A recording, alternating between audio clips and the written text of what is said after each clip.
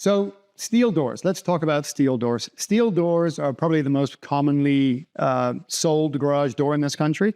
Whether they're insulated or not, that's a whole different story. And so many of the homes that we look at that were put in, garage doors that were put in 20, 30 years ago, they're not insulated. They're just a steel door, what we call just a pan door.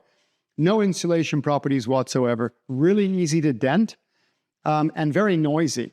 So upgrading to an insulated door makes a massive difference in your garage space.